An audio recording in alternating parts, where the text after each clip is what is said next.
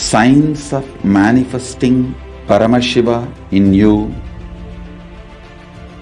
is presented as four major paths: Tariya Pada, Kriya Pada, Yoga Pada, Jnana Pada. The whole Hinduism is founded on these four words.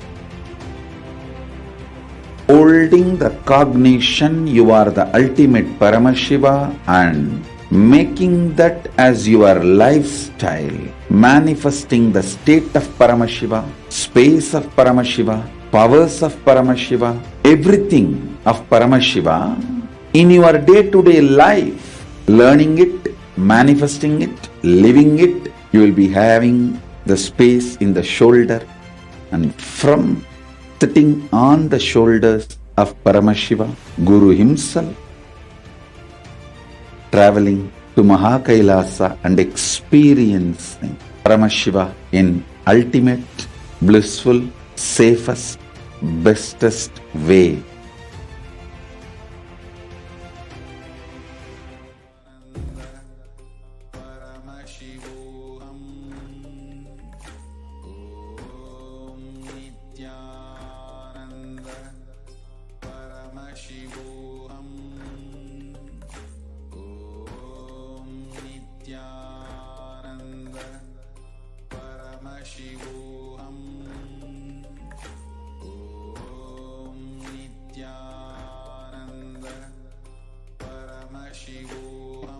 World is talking about the numbers, and the numbers are favoring Hindus because Hindus are successful.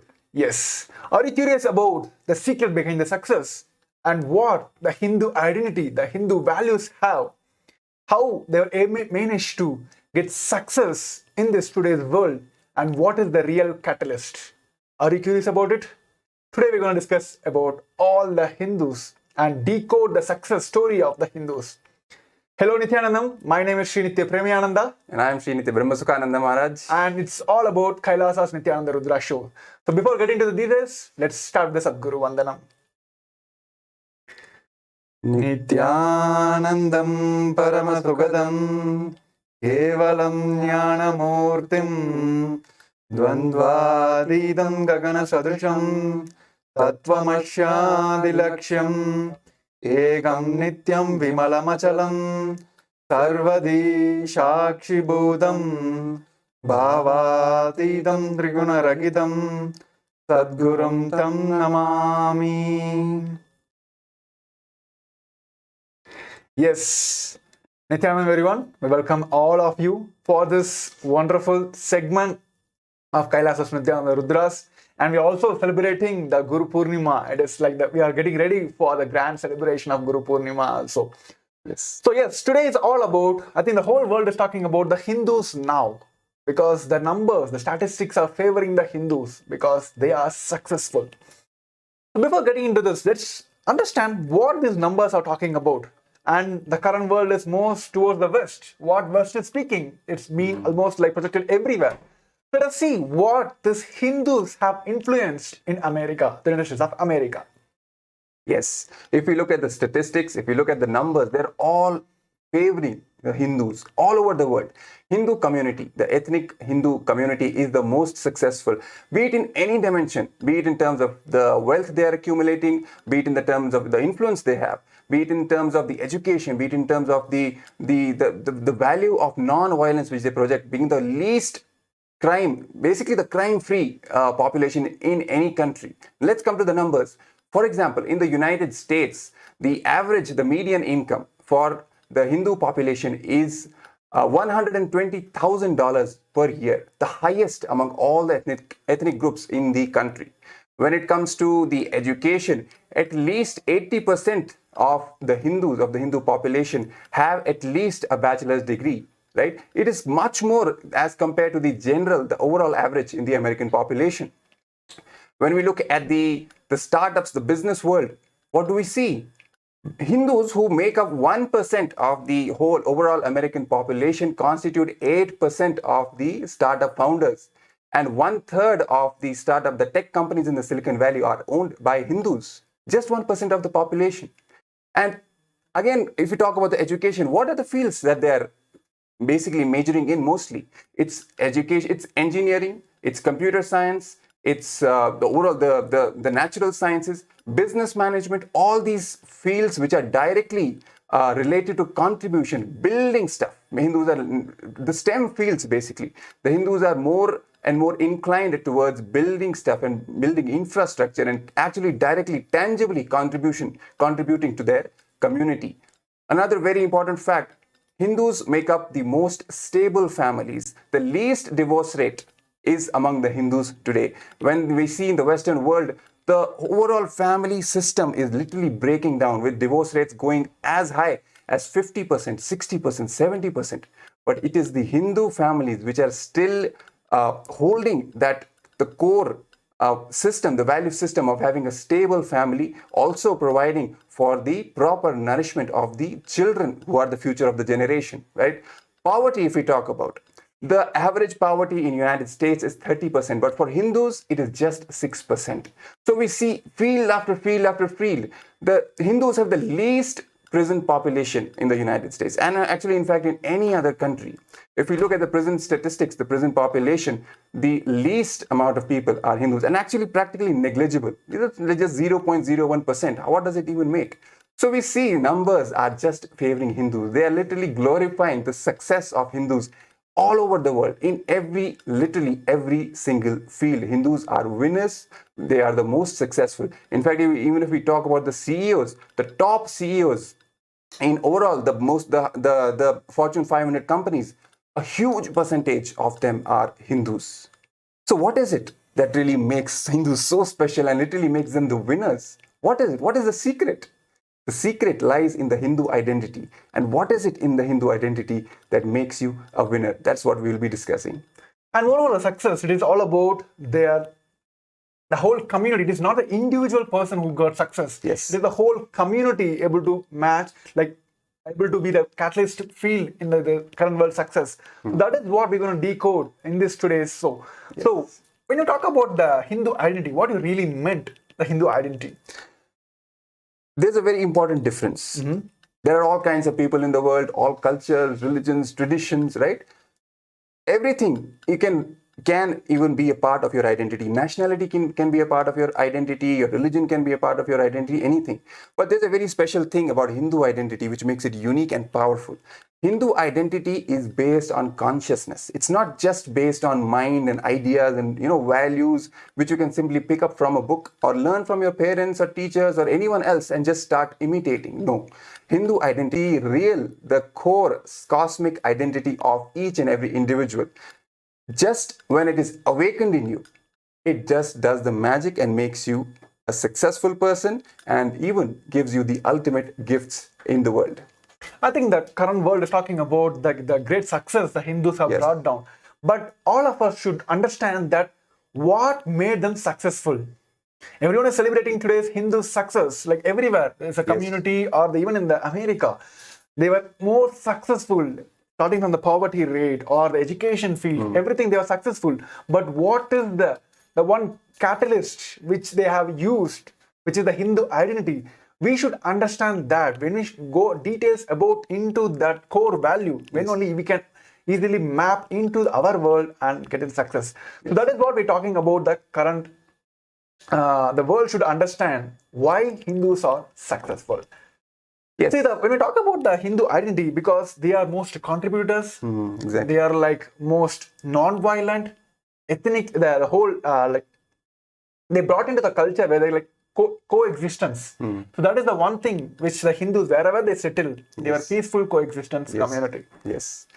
It's because of this reality of this value system and these cognitions, the powerful cognitions which Hindus carry from generations after generation. Many times even they don't even know consciously, but from their very upbringing, this value system is ingrained in them of being completely life positive, of being peaceful, of being non-violent, of being inclusive. All these things, all the best gifts which they have inherited from their parents, from their whole lineage, is it makes them the asset, the most significant, most important asset for the entire world today. This simple life positivity and simple contribution, just contribute, contribute, contribute. This lifestyle of contributing all the time makes Hindus the assets for the current world. And we've seen in today's world, right, most of these values are literally getting eroded from all around us. Yes. The whole world is literally suffering from a lot of negativity, wars, conflicts, for little insignificant things also we are resorting to violent conflicts as well. So our value system is getting degraded. The same value system which forms the core of the Hindu identity, that value system that makes Hindu identity as the asset for today's world. I think viewers may ask, what is special about this show? Yes. If you just go Google, almost like millions and millions of videos will be already on the internet, which talks about the statistics about the Hindus, right? But the problem is the neo-Hindutva groups, which they feel they can just take this fruit just by cutting they don't care about the tree or the roots. Yes. It is the Hindu gurus, the Hindu identity, which brought success for the Hindus. But the current world, the neo-Hindutva group, they're trying to just take the fruit alone. They just want the apple. They don't want the stem or the tree. Yes. So this show is all about understanding the roots of the success behind the Hindus. Yes, exactly. Because as I just spoke a while back, it's not just a value system, just a mind-based, some values you learn, some morals you learn and start imitating. Okay, maybe superficial level you'll benefit a little, no doubt about that. But the root of it, that is what keeps it alive for generations and millenniums to come, right? And that root is only the Hindu gurus. From centuries and from millenniums, Hindu gurus have literally given their whole lives to protect the Hindu identity, to nurture the Hindu identity in the younger generations, in the future generations of their times. It is only because of the sacrifice of Hindu gurus and the power literally which they radiate across all the generations. It is only the Hindu gurus which have kept this Hindu identity alive, and only Hindu gurus can keep it alive. Why? Because Hindu identity is consciousness based. It's something which you carry in your DNA, and who will awaken that DNA? It's only an enlightened being, an incarnation who can awaken your DNA, who can awaken your Hindu identity literally. So it is only because of Hindu gurus that Hindu identity is at least even alive even in today's world. So much of persecution has been faced by Hindus, especially by Hindu gurus. Literally, if you look at the history, so many gurus have they've given their lives. Naga sadhus, they have fought to protect Hindu ecosystem at that time, to protect Hindus at that time. Many of them have laid down their lives. For example, Guru Gobind Singh, right? He was murdered by the anti-Hindu forces. So much of sacrifice for what? Because they know the importance, they know the power of this Hindu identity and what it does to the humanity. Just by awakening the DNA and making this lineage, this ecosystem sustainably run for generations and generations to come, it makes the whole planet Earth a better place to live, and literally we can thrive and live together and be prosperous together and achieve our true purpose in life.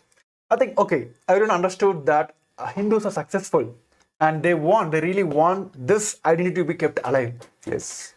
The next thing which we're going to deep dive into is why only the Hindu gurus can keep this alive. Yes. So before getting into the details, we're going to have a short break. We request all the viewers to stay tuned for the next revealing the truths about why the Hindu gurus alone can protect. Only they can keep this ecosystem or the Hindu identity alive. Yes. So stay tuned. We're going to have a short break now. This Paramashivam is like literally the ultimate journey in a most safest way. The principal cognitions we will be manifesting experientially. Each of the principal cognitions, the principal truths, the whole science of manifesting Paramashiva in you is presented as four major paths: Tariya Pada, Kriya Pada, Yoga Pada, Jnana Pada. The whole Hinduism is founded on these four words. Holding the cognition you are the ultimate Paramashiva and making that as your lifestyle, manifesting the state of Paramashiva, space of Paramashiva, powers of Paramashiva, everything of Paramashiva in your day-to-day life, learning it, manifesting it, living it, you will be having the space in the shoulder, and from sitting on the shoulders of Paramashiva, Guru himself, traveling to Mahakailasa and experiencing Paramashiva in ultimate, blissful, safest, bestest way.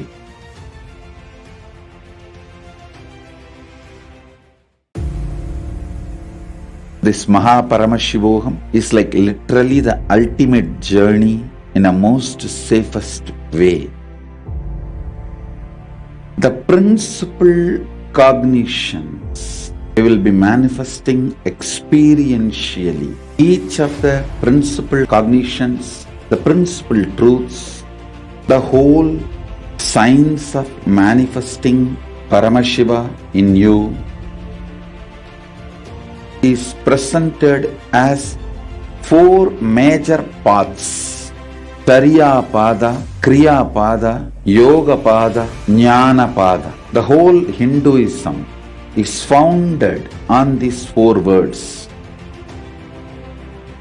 Holding the cognition you are the ultimate Paramashiva and making that as your lifestyle, manifesting the state of Paramashiva, space of Paramashiva, powers of Paramashiva, everything of Paramashiva in your day-to-day life, learning it, manifesting it, living it, you will be having the space in the shoulder, and from sitting on the shoulders of Paramashiva, Guru himself, traveling to Mahakailasa and experiencing Paramashiva in ultimate, blissful, safest, bestest way.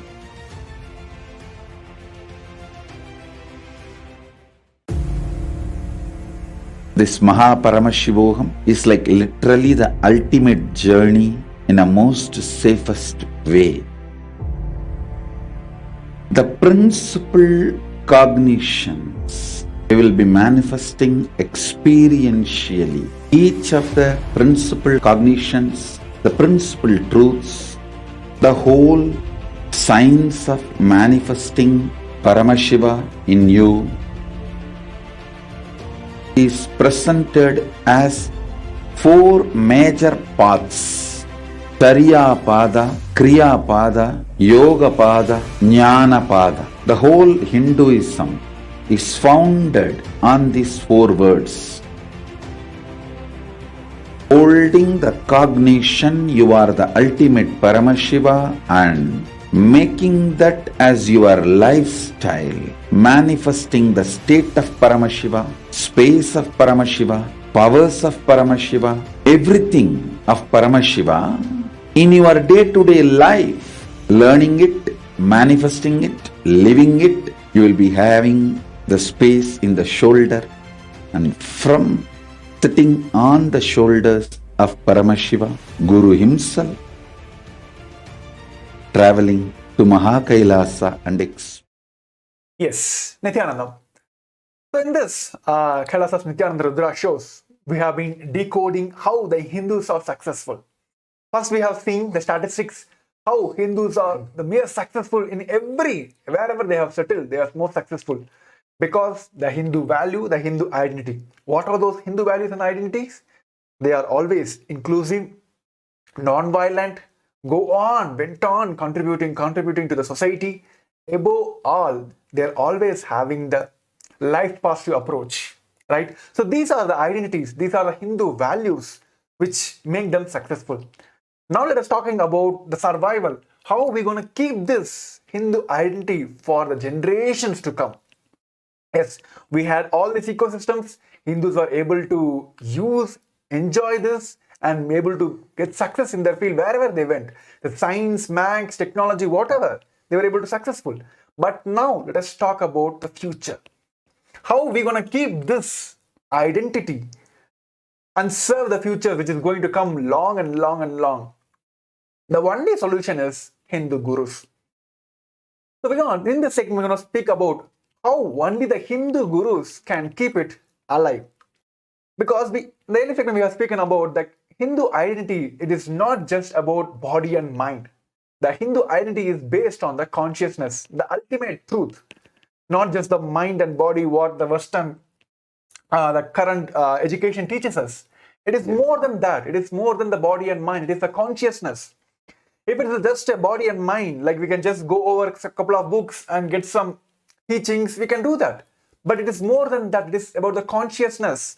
It is not just a collection of beliefs and the faiths passed from the parents to the children or the teachers to the children's. It is based on the powerful cognition which is passed down from DNA to the DNA. It is not the verbal communication, it is not the visual communication, it is passed from a DNA to the DNA. So, when we talk about the consciousness, so that is where the Hindu gurus comes in. Yes. To give you this conscious experience, only a man, a being which have the super conscious breakthroughs can give you this conscious transitions. If it's just a habits or a beliefs, simply reading a couple of books and doing a few rituals, we would be able to keep this Hindu identity alive. But it is not about that. Because it is all about the consciousness. We need a super conscious being, an incarnation, an avatar, or an enlightened master to awaken your DNA from your human DNA into a super conscious DNA. So that is why we all need a Hindu guru to keep this Hindu identity alive. Even the supreme point of Hinduism said, Hinduism is nothing but the Guru Shishya Parampara. It is from the years and years of the Hindus, the Hindu gurus who kept this lineage alive, who kept this science alive and transferred to their generation only because of their extreme tyaga and their hard work and their dedication to these principles. Their life commitment to keeping the science alive, they were able to make this as a successful Hindu community, right? Yes. So it is only the contributions the Hindu gurus have done till now made the Hindus are successful today.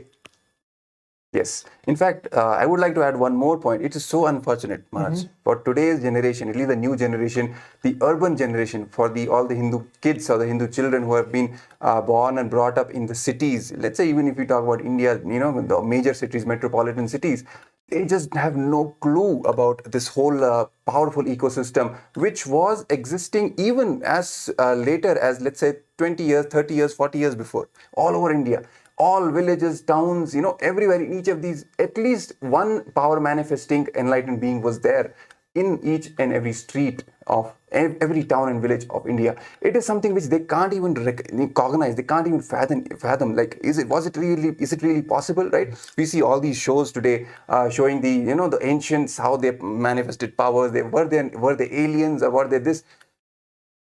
Hindu ecosystem had these power manifesting beings just 30-40 years before, manifesting powers, teaching the science of power manifestation and giving these gifts, keeping this whole ecosystem alive for the future generations. The whole system has been unfortunately destroyed, and the worst thing that has happened is it has been destroyed from the very minds of the younger generation. Yes. Right? Current Hindu kids, the next generation of Hindus, they don't even know about the possibility of the Hindu identity and what all gifts can it even bring. Even we have just talked about the tangible, the so-called practical benefits. We have not even started talking about the actual, the spiritual, the core benefits which Hindu identity really gives.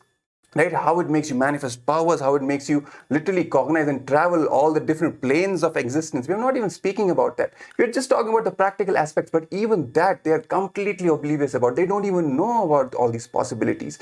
That is where the Hindu gurus come in. That is where their significance, their importance and their role comes in, right? It is only because so many attacks on the Hindu gurus have happened in the recent past, and actually in the past 1000 years, Hindu gurus are the worst victims of the persecution from the anti-Hindu forces. Why? Because the anti-Hindu forces know the power of the Hindu gurus. They know what they are capable of doing. And they know that to destroy Hinduism, to destroy Hindu ecosystem, it is important to destroy Hindu gurus. That's why they have been persecuted so much, right? So much of history we have seen of the persecution of Hindu gurus, and how they have retaliated and they have persisted and tried to protect Hinduism and the Hindu ecosystem in their times, on the face of the invaders and all the attackers, right? For example, Guru Tegh Bahadur, we just spoke about, literally fighting against all the anti-Hindu forces and sacrificed his whole life. Guru Arjan Dev, another very powerful example of a Hindu guru doing the same. And even if we go back in the history, gurus like Chanakya, right, and the powerful gurus like Dronacharya, all these powerful beings who were there manifesting the greatest courage and strength and keeping the whole ecosystem alive, because that is the core responsibility. The main responsibility of the Hindu guru is to make sure the Hindu identity is kept alive in the next generation and nurturing them properly from a very young age, right? It is simply because of this that there has been so much attacks on Hindu gurus and their ecosystem. The whole Gurukul system has been literally destroyed from the current, wherever the Hindus are. The only education which has been made available for Hindus today is the Macaulay education, right? Even during the British era, what happened?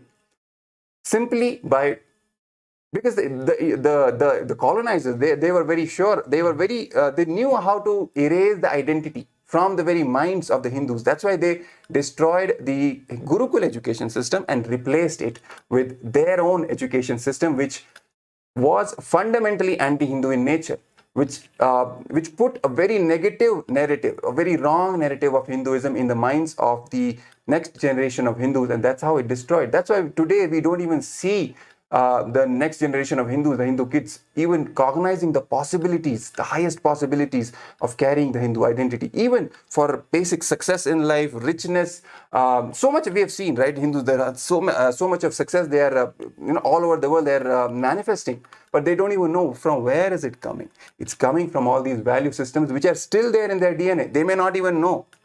I think when you speak about the Hindu, current Hindu guru, children's, I just want to pinpoint to all the Hindus today, who are successful today, make sure, please understand, today your children is enjoying the wealth you have created, enjoying the name you have created, but what you are going to keep the ecosystem, how you are going to keep this.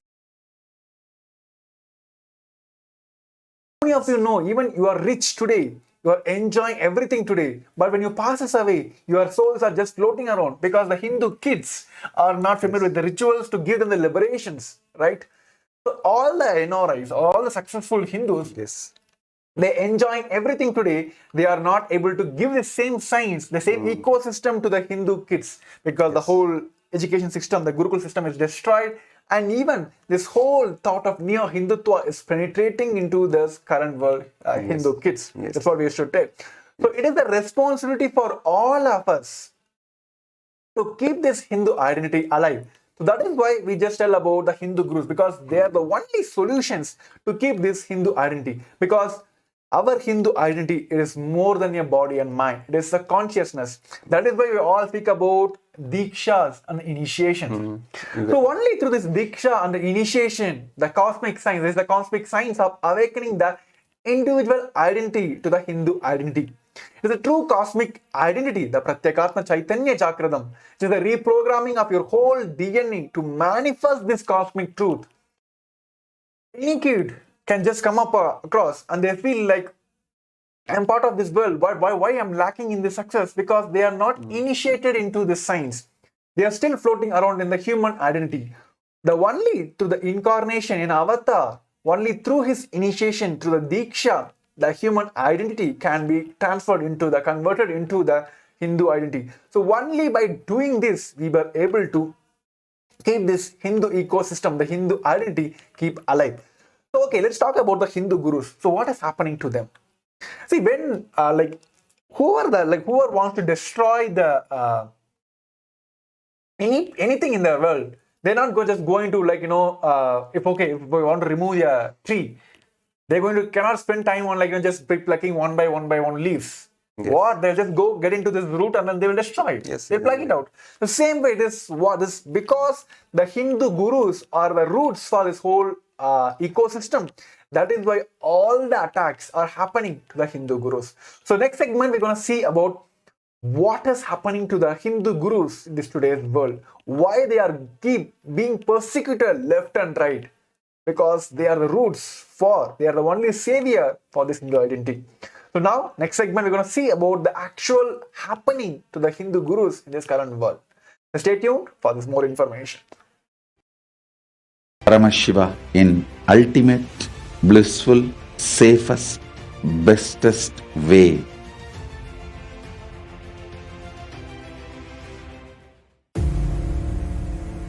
This Mahaparamashivoham is like literally the ultimate journey in a most safest way. The principal cognitions we will be manifesting experientially. Each of the principal cognitions, the principal truths, the whole science of manifesting Paramashiva in you is presented as four major paths: Charya Pada, Kriya Pada, Yoga Pada, Jnana Pada. The whole Hinduism is founded on these four words. Holding the cognition you are the ultimate Paramashiva and making that as your lifestyle, manifesting the state of Paramashiva, space of Paramashiva, powers of Paramashiva, everything of Paramashiva in your day-to-day life, learning it, manifesting it, living it. You will be having the space in the shoulder, and from sitting on the shoulders of Paramashiva, Guru himself, traveling to Mahakailasa and experiencing Paramashiva in ultimate, blissful, safest, bestest way.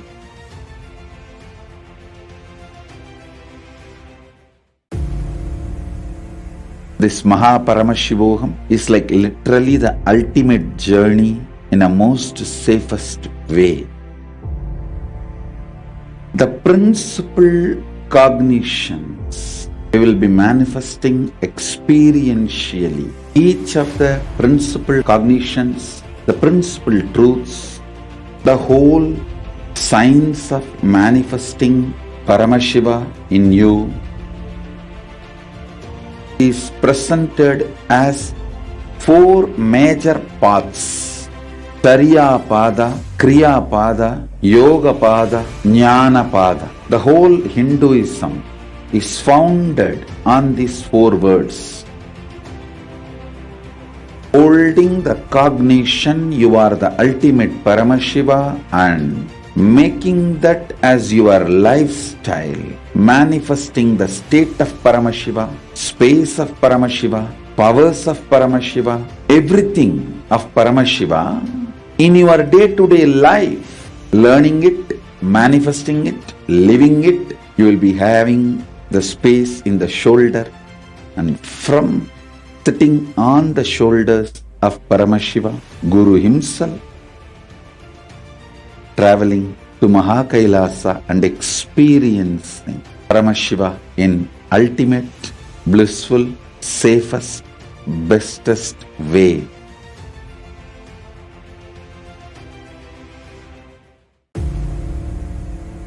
This Mahaparamashivoham is like literally the ultimate journey in a most safest way. The principal cognitions we will be manifesting experientially. Nithyanandam, welcome back. So till now we have seen how Hindus have been successful all over the world. They have been winning. They have been the richest community. They have been the most successful in all walks of life.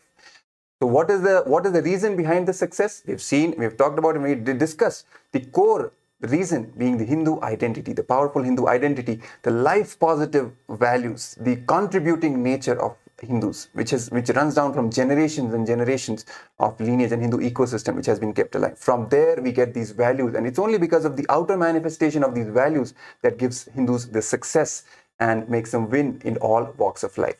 Next, we discussed What is it really that makes this Hindu identity sustainable for across the generations? Who kept it alive till now, and who can keep it alive for the future generations?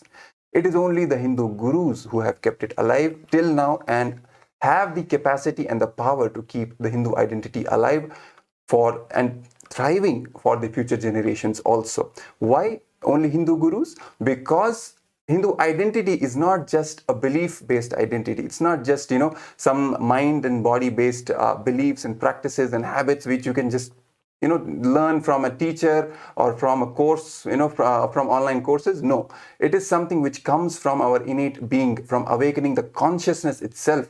That consciousness literally starts manifesting and giving all these best gifts in our life, from health, wealth, relationships, career success, and all the way till enlightenment itself. All these best gifts only by awakening our consciousness, awakening the core Hindu identity, the cosmic identity in us. Who can do it? Only someone who has himself the experience of the cosmic identity, isn't it? Only from that being a powerful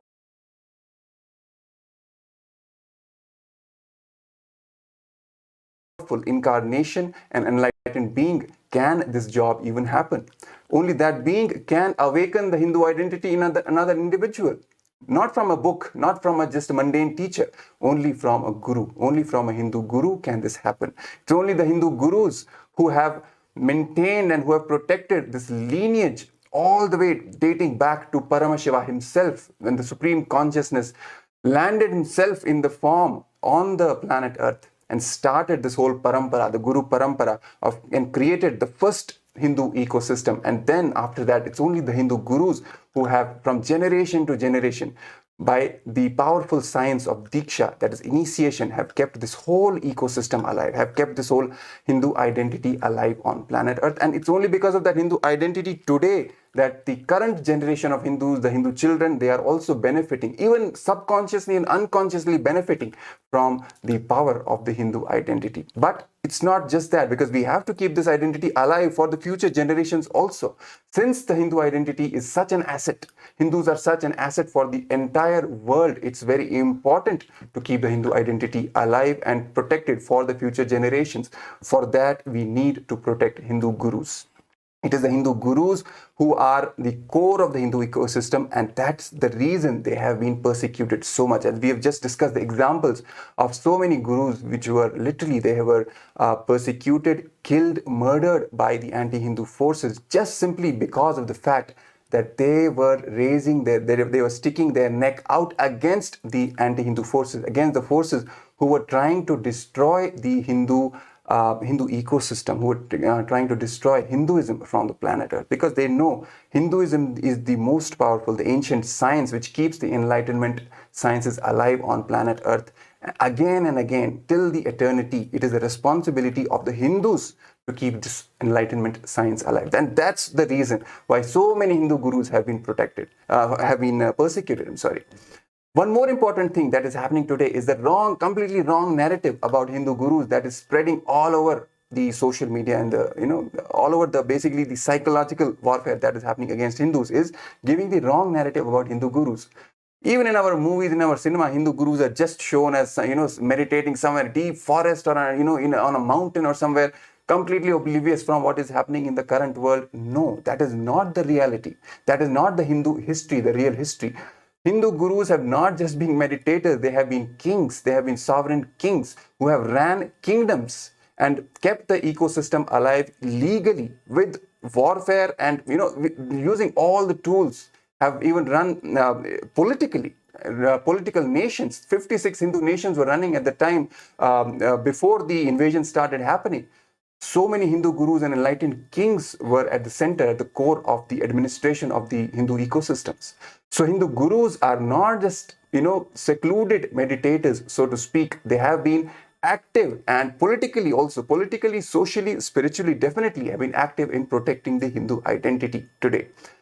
But from now on, we see that so much of persecution has been happening. So what is it? How can we really protect the Hindu identity? Maharaj, do you want to speak? How can we really protect? What is the solution for protecting the Hindu identity for the future?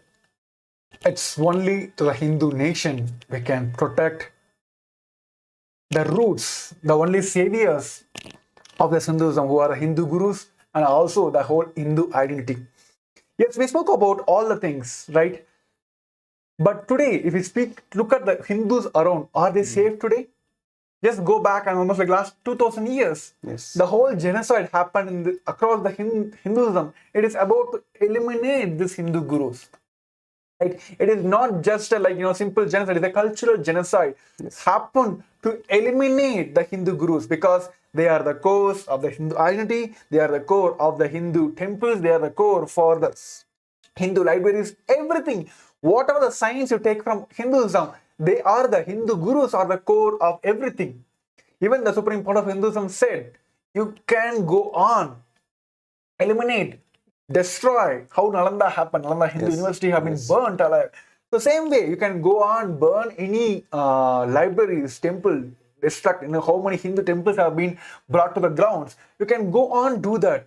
But if one Hindu gurus, even till the last Brahmin is alive in this world, Hinduism can be revived because they are the roots, they are the seeds of the Hinduism.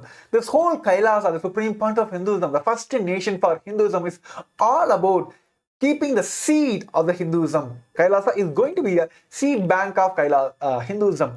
All the Hindu gurus, they don't just you just need a spiritual powers to be just keep this science alive. They need to be politically safe, legally safe.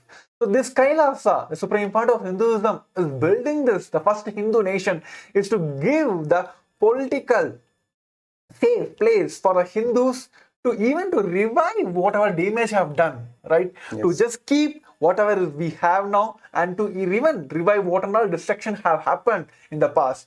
So only through the Hindu nation, the Kailasa, the supreme point of Hinduism, is reviving now the first Hindu nation.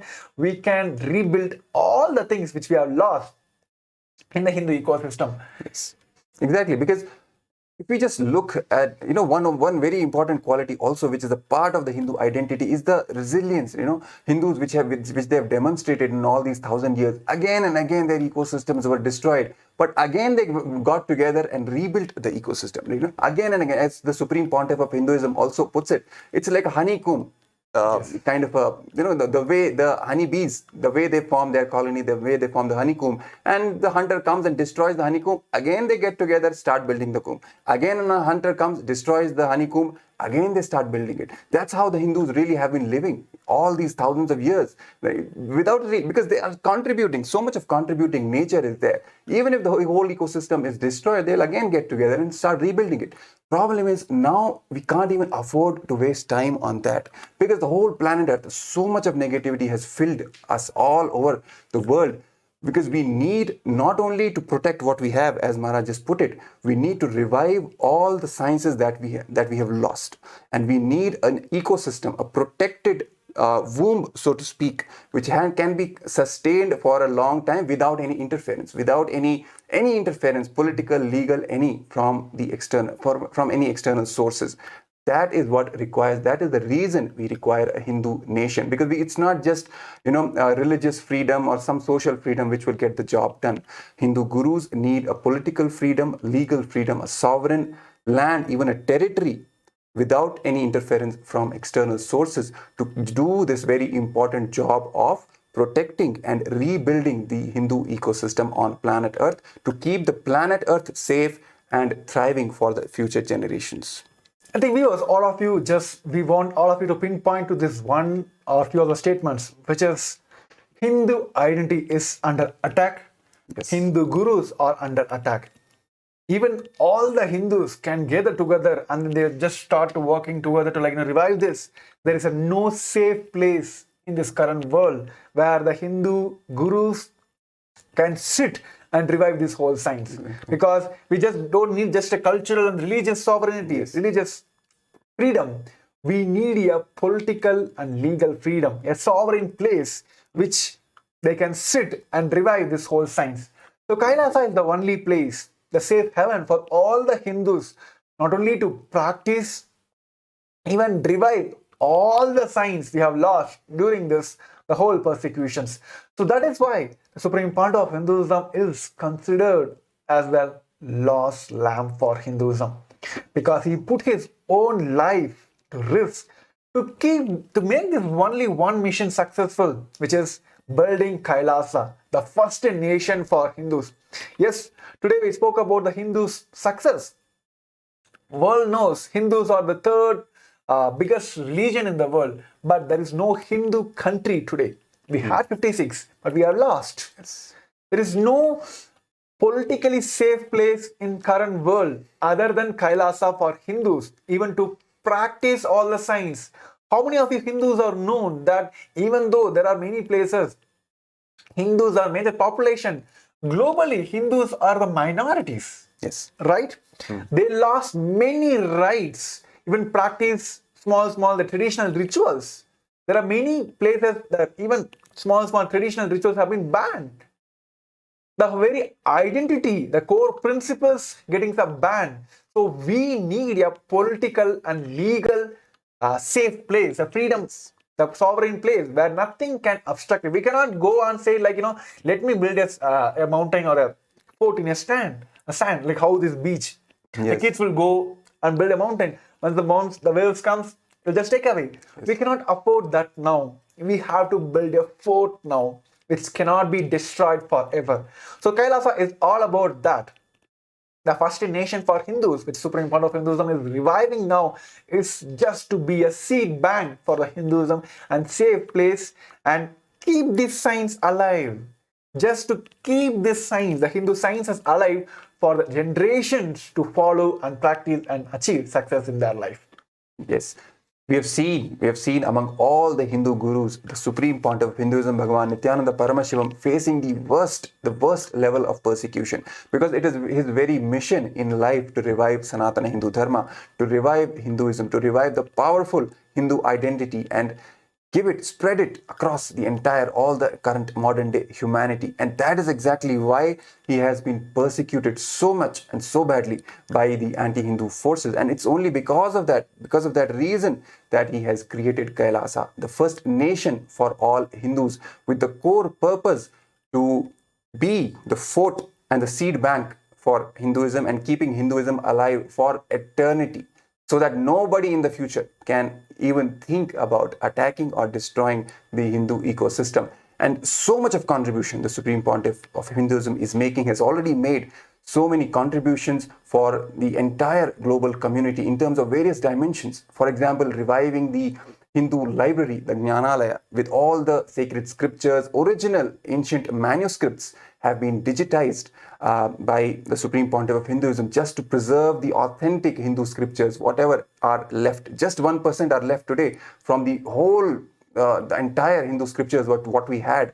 Preserving all those for future generations is the work of Hindu library, Kailasa's Hindu library, which he's doing. Then the Kailasa's Hindu University, right? Nithyananda Hindu University. Again, very important step by the Supreme Pontiff of Hinduism to revive Hinduism. And so many other dimensions, Hindu education, the Hindu Gurukul is being revived by the Supreme Pontiff of Hinduism. Other fields being Hindu economics, Hindu health, Hindu science of power manifestation, and very importantly, the Hindu temple science, right? Because temples are the core of the Hindu ecosystem. Reviving the authentic Hindu temples and the whole the way of doing the rituals, the authentic way of doing the rituals as per the Vedas and Agamas, the source scriptures of Hinduism. This entire Hindu science authentically from the Vedas and Agamas is being revived by the Supreme Pontiff of Hinduism in Kailasa.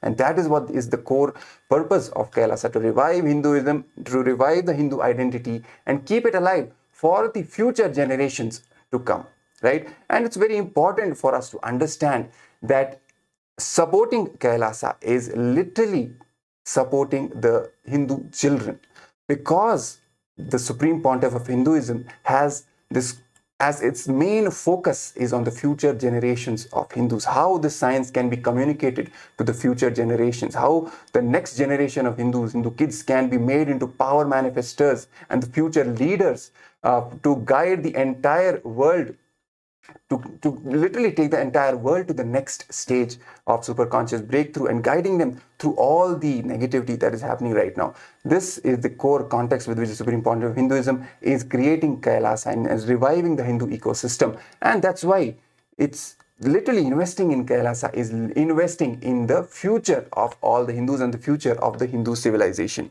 I think even all the viewers wanted to know that, yes, they all understood that only through the Kailasa, the first nation for Hindus, they can keep this Hindu sciences alive. So all of you want to be part of Kailasa. So next segment is all about how you can be part of this grand revival of the Kailasa. Yes. So we're going to have a short break. So next segment, we're going to see about how you can be part of Kailasa. So stay tuned for more information.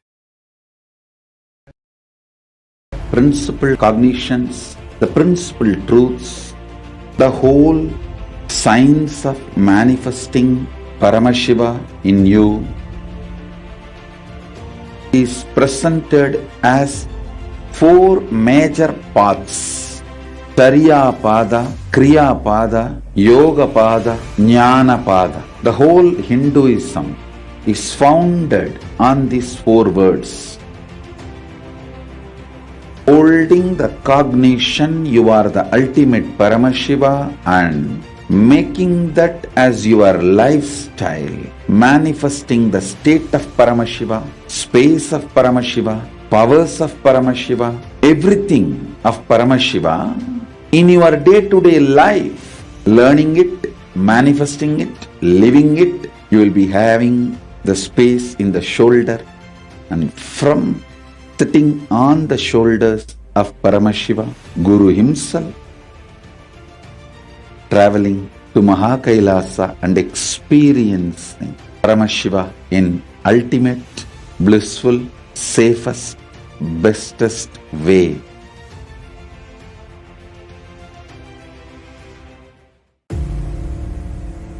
This Mahaparamashivoham is like literally the ultimate journey in a most safest way. The principal cognitions they will be manifesting experientially. Each of the principal cognitions, the principal truths, the whole science of manifesting Paramashiva in you is presented as four major paths: Tariya Pada, Kriya Pada, Yoga Pada, Jnana Pada. The whole Hinduism is founded on these four words. Holding the cognition you are the... Welcome back. So last segment we've seen about why Hindu nation, why Kailasa.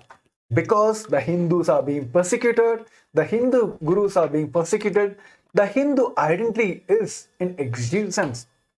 It is being tried to be uprooted everywhere.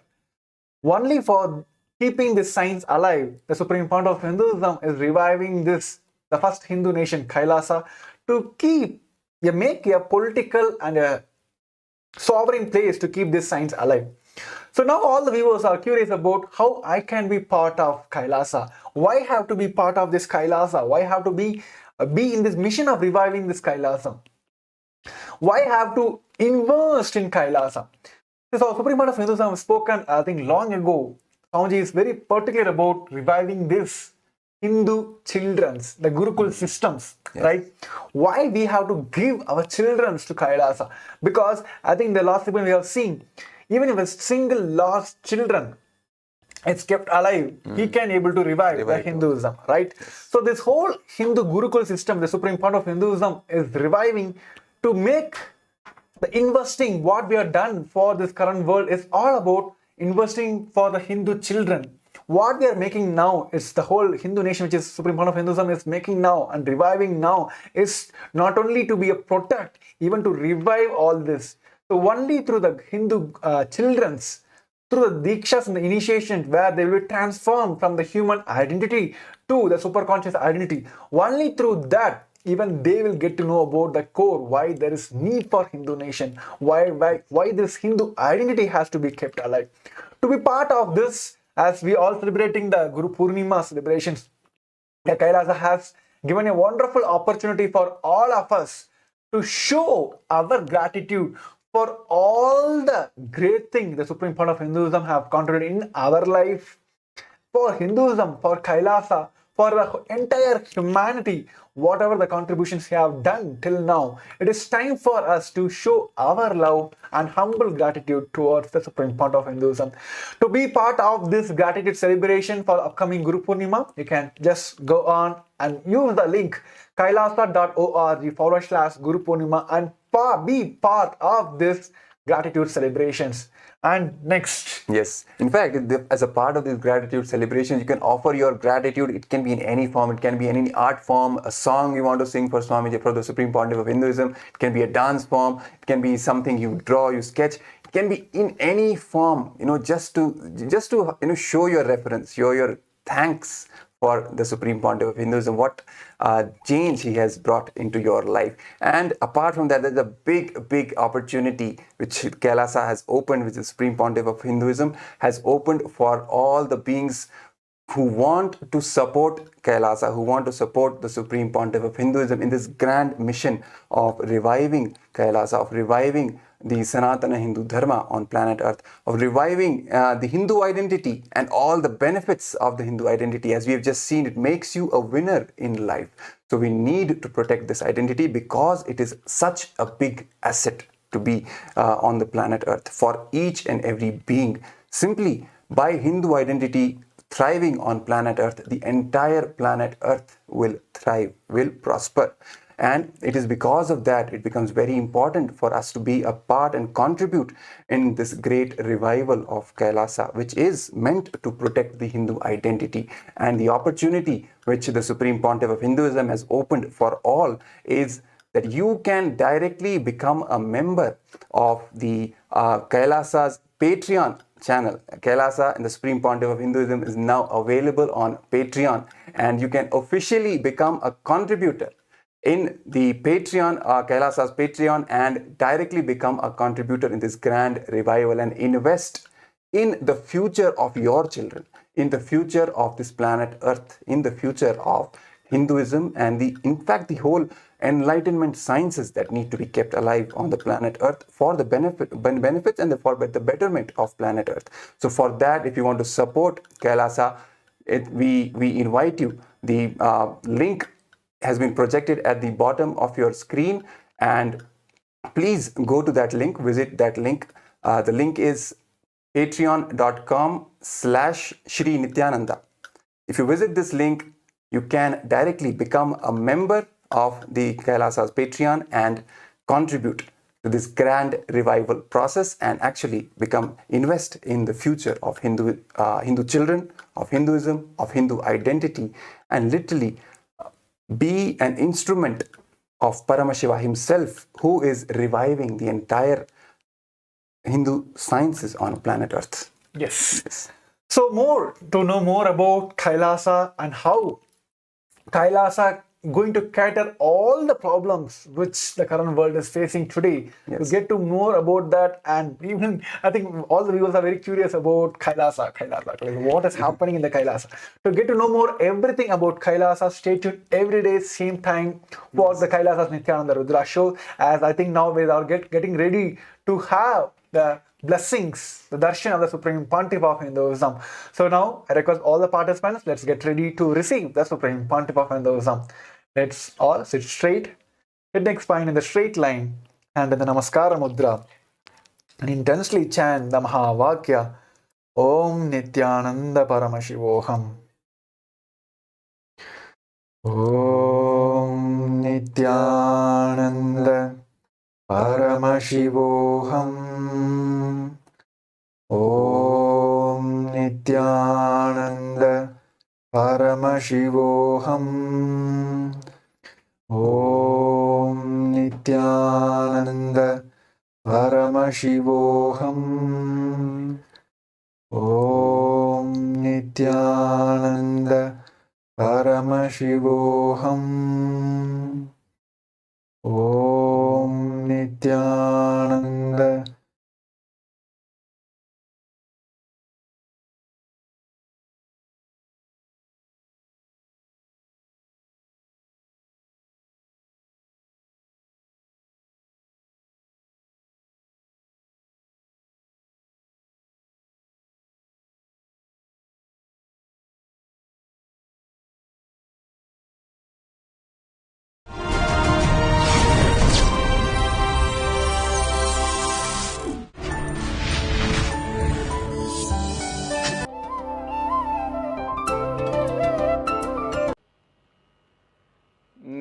नित्यानन्देश्वरसमारम्भाम् नित्यानन्देश्वरिमध्यमाम् अस्मदाचार्यपर्यन्ताम् वन्दे गुरुपरम्पराम्।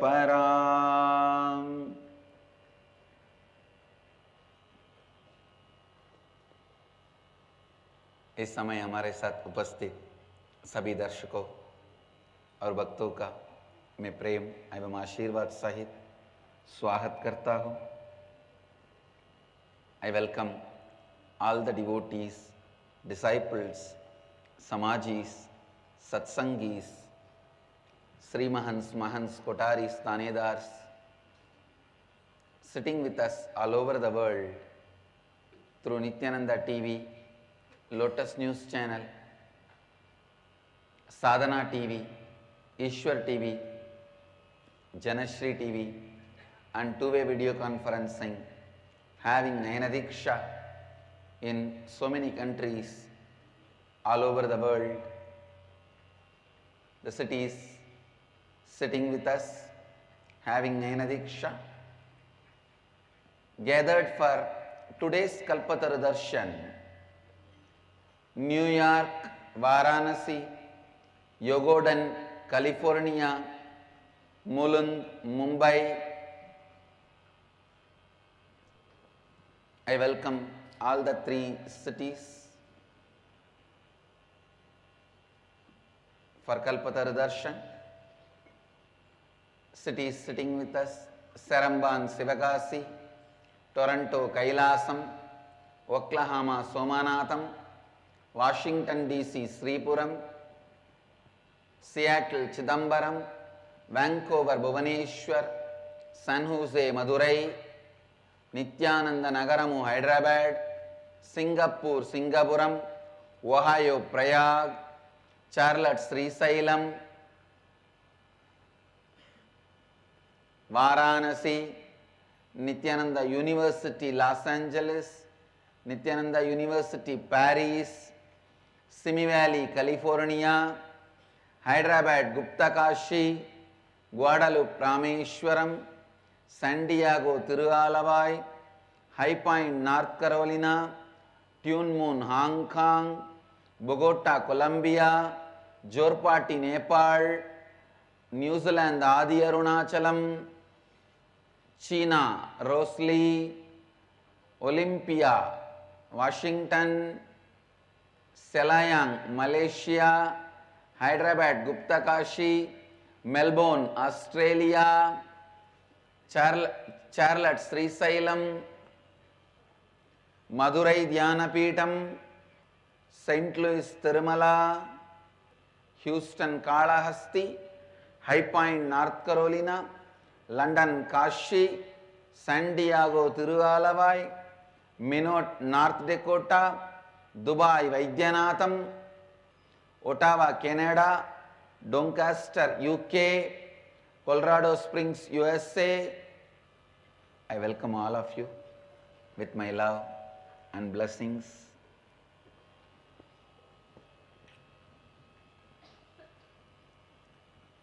Today is one of the most auspicious day in Hindu tradition, the grand marriage day. Almost all the great historical marriages happened in Hindu religion, including Mahadeva and Parvati. Mahadeva and Parvati, Subramanya and Devasena, Andal and Rangamannar, Narayana and Komalavalli, Rama and Sita. All these marriages have happened today as part of the Panguni Uttiram celebrations. Subramanya is gracing with Valli and Devasena on Swarnamayura Vahana. We will start the satsang. I'll expand on the power of authenticity. Please listen. It is authenticity makes you man. Neither the birth nor the growth of your body or the growth of your wealth makes you a man. It is authenticity which makes you a man. Please listen. All sufferings,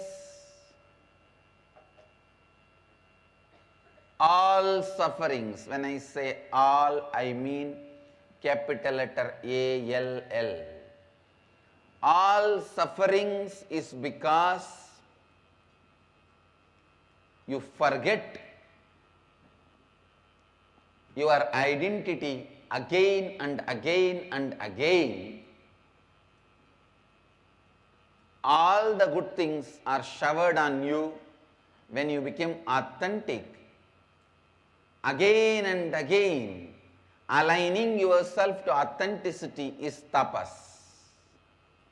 From yesterday, so many participants of living Advaita process,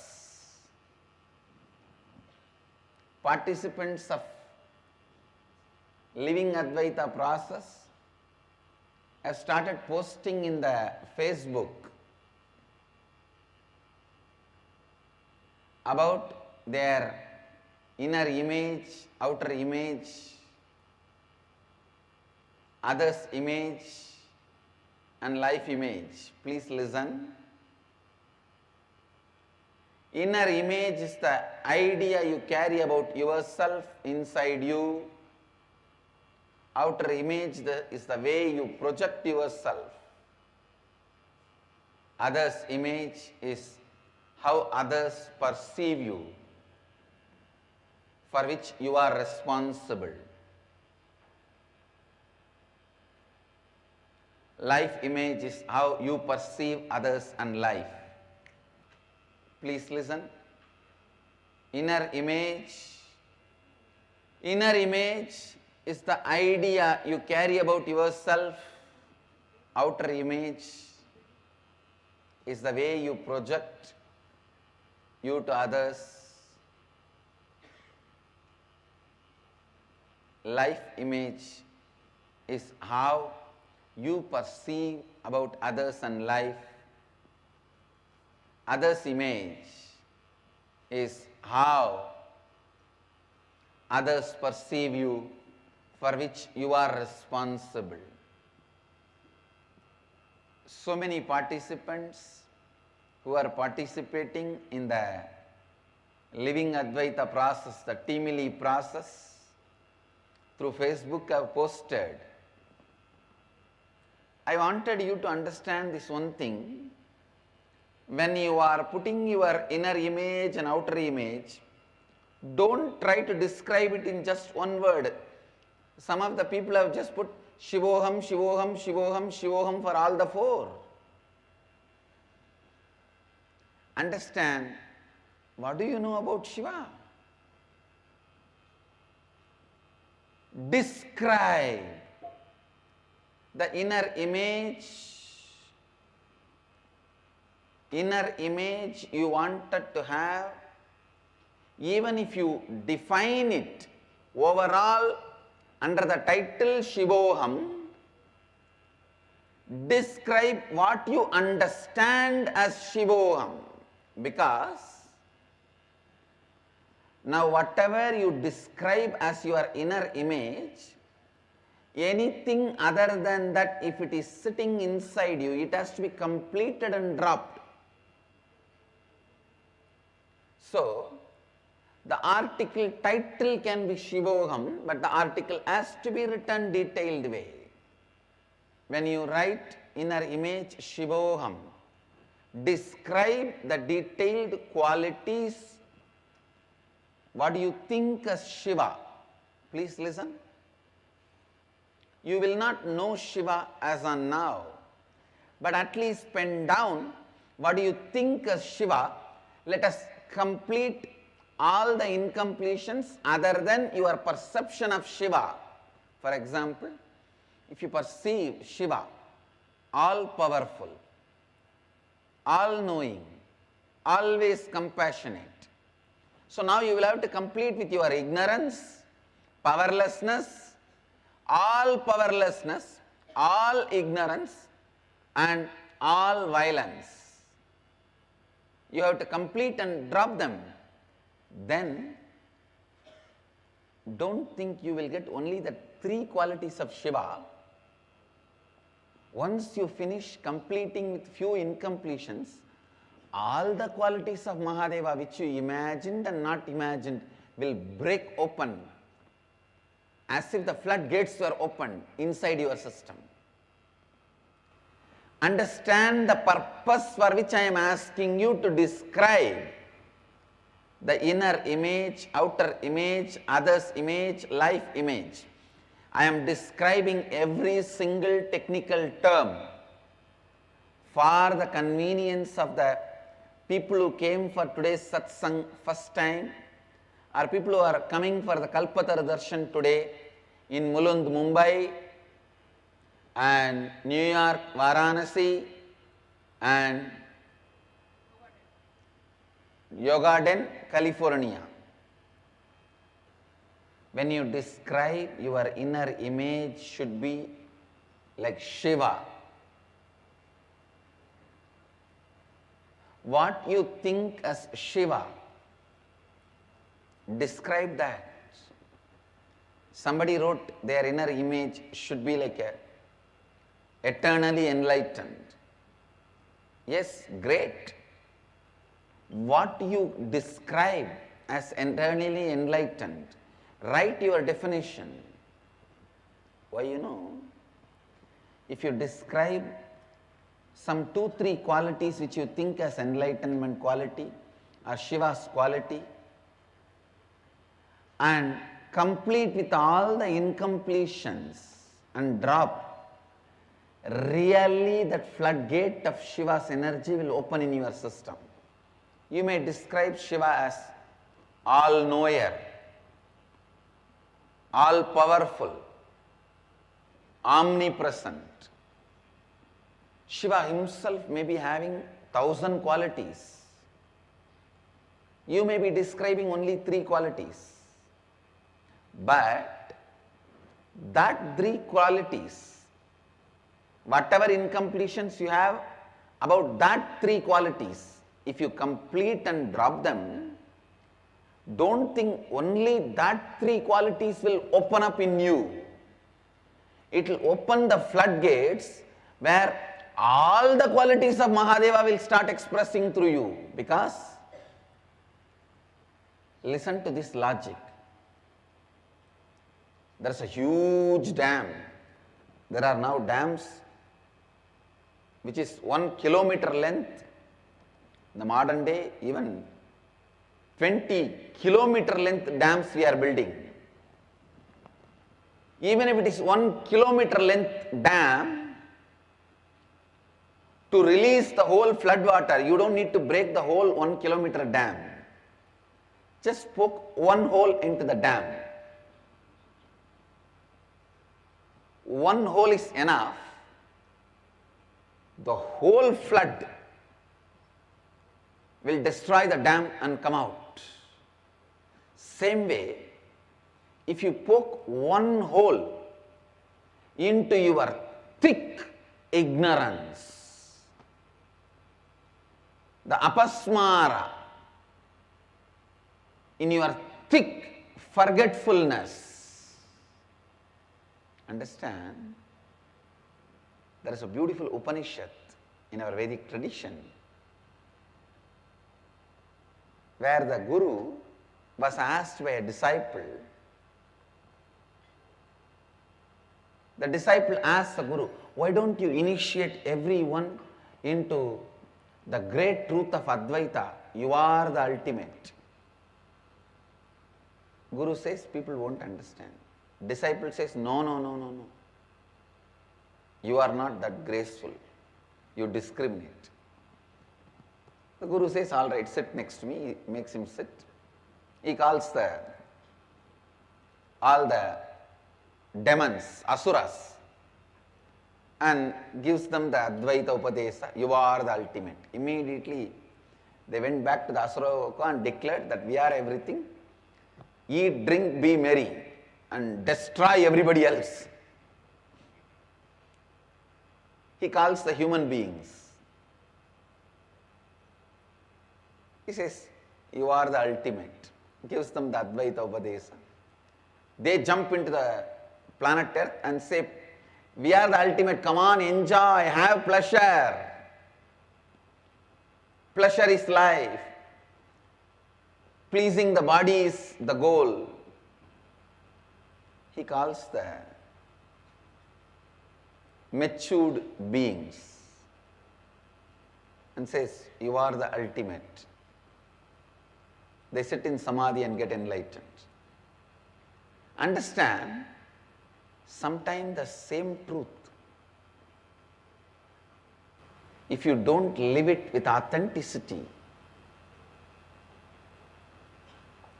can be dangerous. If you live with authenticity, one truth is enough to completely make you enlightened. The truth about death, either it can make you more and more dharmic and enlightened, or it can make you more and more greedy and lusty. You can say, anyhow I am going to die. Why unnecessarily waste the life? Let me meditate and become enlightened. You can also say, anyhow I am going to die. Why waste life? Come on, let's drink, womanize, be in pleasure. Same truth. With authenticity works in a different way. Without authenticity works in a different way. Without authenticity, you are the ultimate can make you demon. Without authenticity, the spiritual strength or the spiritual teaching which is given to you can make you demon. Only with authenticity it makes you enlightened. Understand? The basic quality for life is authenticity. The first and foremost quality for the life to start in you is authenticity. So describe what is your inner image, elaborate, detailed way, and describe what is your outer image in an elaborate, detailed way, how you want to project you. Describe others' image, how people should perceive you. Describe the life image, how you want to experience life and others. Describe all these four elaborately, because as elaborately as you describe, it will be easy for you to find the incompletions. Because from today you are going to enter into the next step. Till today morning I have given you the time to finish the completion with the whole Timili. Listen, today's homework I am describing. From today, next few days, you will, actually today itself you should complete in a very detailed way your inner image, outer image, others' image, life image, and circulate with your Timili, and each person in your Timili should suggest what all the incompletions you have to complete to achieve this identity, this authentic identity. Listen, I am giving you an example. For example, if you describe all knowing is my inner image. So now the incompletions you are having is your ignorance. Why you entertain ignorance? Ignorance is always made to look cute in the name of innocence, which is not right. But society, to keep you under its control, celebrates your ignorant side. Please understand.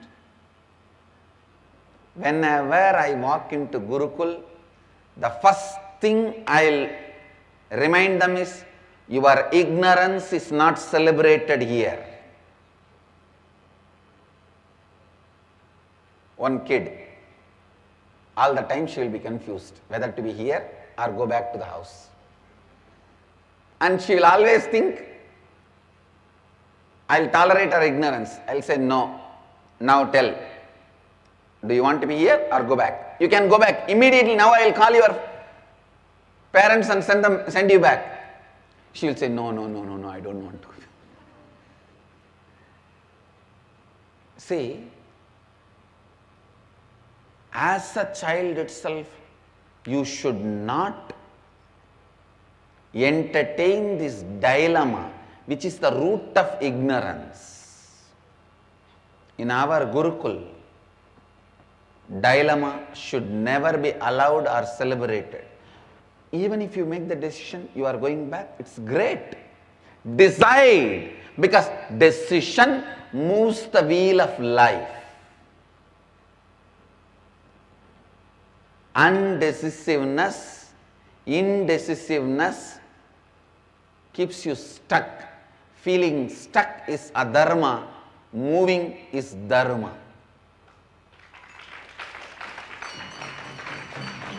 Anywhere in the life when you feel stuck, it is adharma. Whether you are a kid or grown up, ignorance should not be celebrated. So you will have to find all the roots of the ignorance in you and complete with them. If you declare yourself as all compassionate, always for all compassionate, then you will have to be finding out all the incompletions like anger, violence, and complete with them. So the teamily, each one in the teamily will help the other persons to find their incompletions based on their declaration. So today, from today onwards, within next few days, you should send your declaration about your inner image, outer image, others' image and life image to your whole teamily. And please understand, in your teamily, if you have 21 people, other than you it will be 20, means you will have to study the declarations of each one, spend time on it, put your intelligence on it and help the person to discover all the incompletions they have, to achieve this identity, to reach this identity. Understand? First time ever on the planet Earth, such a massive mass level awakening process is happening. Understand? Advaita was always a solo game, first time becoming a rock band. It was always a solo game. A flute in the remote forest, or a veena in the innermost sanctuary of the temple, or a mild string instrument in some corner. Understand, first time it is becoming chorus lifestyle. I am disproving the theory of mass awakening is not possible. I am happening for mass awakening.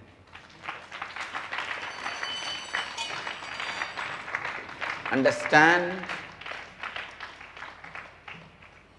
I am making the process as simple as it can be and as powerful as it should be, as truthful as it is, as simple as it can be, as powerful as it should be, as truthful as it is.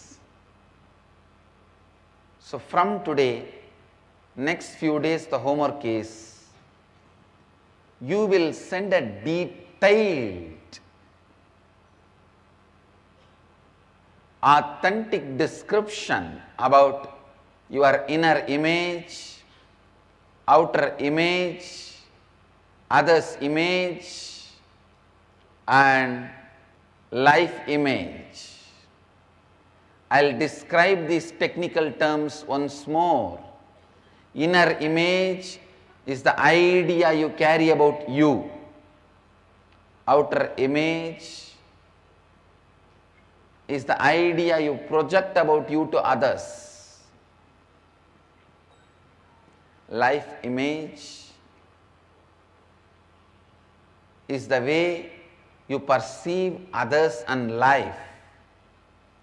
Others' image is how others perceive you, for which you are responsible. Pen down these four as elaborately as possible. Send it to me in the Facebook wall. Again, I am seeing few people inboxing me, saying that they are not able to put it in my wall. Please understand, my settings are open and anyone can put anything on my wall. That's why I kept my settings. See, I am a philosophy-based being. I am not geography-based being. Understand? Philosophy-based beings will always be open and democratic. That is why I am saying, Bharat is not just geography, it is philosophy. Wherever Bharat is lived, it is Bharat. Wherever Bharat is lived, it is Bharat. We are not a geography-based religion. We are a philosophy-based religion. We are not a geography-based lifestyle. We are a philosophy-based lifestyle. Of course, I strongly wanted to defend geography also. I don't want the geography to be lost. But I wanted all the nationalists to know, just defending geography is protecting the body by holding the breath of the man. If you hold the breath of the man and defend him, you will have only dead body. Just defending geography is not going to be useful in any way.